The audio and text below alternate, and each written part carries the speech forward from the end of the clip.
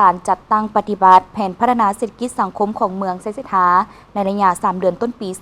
2026 ยังอยู่ในทางเอียงเท่าเดิมเนื่องจากสภาพการเน่งติ้งจากปัญหาเงินเฟ้ออัตราแลกเปลี่ยนและปัญหาน้ำมันเชื้อไฟในระยะ3 เดือนต้นปี 2026 นี้เศรษฐกิจของเมืองไซเสถานครหลวงจันทน์ยังอยู่ในทางเอียงเท่าเดิมเมื่อเทียบใส่กับ6 เดือนท้ายปี 2025 ที่ผ่านมาตัวเลขการเติบโตทางเศรษฐกิจขยายตัวอยู่ในระดับ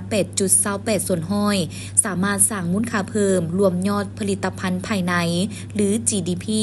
ได้ถึง 6,000 กว่าตื้อกีบรายรับเฉลี่ยต่อหัวคนบรรลุได้ 2,453 ดอลลาร์สหรัฐสำหรับการจัดตั้งปฏิบัติโครงการลงทุนเมืองไซเสถาได้สุ่มใส่การพัฒนาพื้นฐานโครงหลังอย่างตั้งหน้าโดยมีจุดสูงที่สำคัญเช่นการลงทุนของรัฐได้รับแผนสำหรับโครงการลงทุนในบ่วงฟื้นฟูภัยพิบัติจำนวน 2 โครงการคือโครงการฟื้นฟูและซ่อมแปลงทางปู่ยาง2 สั้นโฮมซาวหาเซาหาบ้านโซกคำและทางโฮมหลังสนามกีฬายิงปืนหามิสาบ้านนาสั่งไทย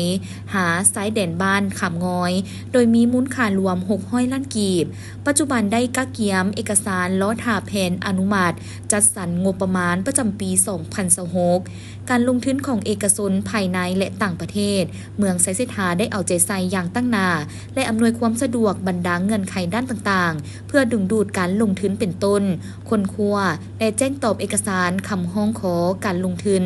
ลงกวดการสถานที่ตั้งโครงการการสนองด้านข้อมูลข่าวสารและให้การแนะนำเกี่ยวกับการลงทุนตามทายแห่งของเมืองการลงทุนของประชาชนแม้นเห็นได้ถึงการลงทุนเข้าในการก่อสร้างทั้งเบตงทั้งปูยางและซ่อมแปลงทางดินแดงจำนวน3 โครงการรวมมูลค่าการลงทุนกว่า3 ตื้อกว่ากีบ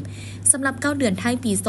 2026 ทางเมืองได้วางเป้าหมายสร้างเศรษฐกิจเอกราชเป็นเจ้าตนเองด้วยการนำไส้ทุกทางแห่งบุ่มซ่อนเพื่อให้เศรษฐกิจมีเสถียรภาพและขยายตัวอย่างต่อเนื่อง